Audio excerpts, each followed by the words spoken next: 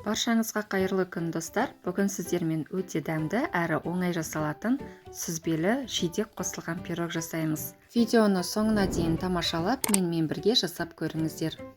Ең алдымен пирогымыздың қамырын жасаймыз. Ол үшін електен өткізілген ұнымызға қопсытқышты қосып, араластырып, оның үстінен бөлме температурасындағы жұмсақ сары майымызды қолымыздың көмегімен үгінді жасаймыз.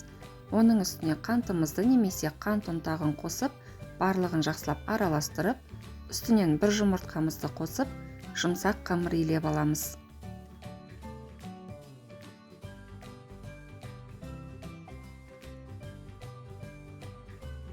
Дайын болған қамырымызды 22 диаметрлік формамызға жан-жағын көтере отырып, яғни бортик жасап, жақсылап жайып шығамыз.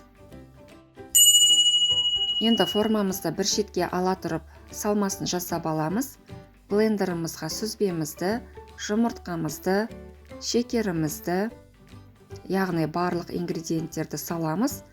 Қаймағымыз бен жүгері крахмалын және жидегімізді саламыз. Кез келген жидек қолдансаңыз болады, менде қарақат.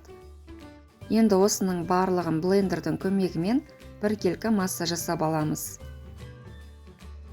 Дәл осындай блендеріңіз болмаса, погружной блендермен де жасасаңыз болады. Дайын болған салмамызды қамырымыздың үстіне құйып, 180 градус қызып тұрған пеште 35 минут пісіріп аламыз.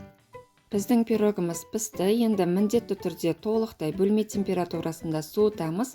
Содан кейін кемінде 3-4 сағат тоңазытқышта тұруы қажет, немесе бір түнге қойсаңыз болады. Одан кейін формасынан алып қалауыңызға қарай әсемдеп дастарханыңызға ұсынсаңыз болады. Біздің пирогымыз өте дәмді әрі оңай жасалады. Міндетті түрде жасап көріңіздер. Лайк басып пікір қалдыруды ұмытпаңыздар. Астарыңыз дәмді болсын.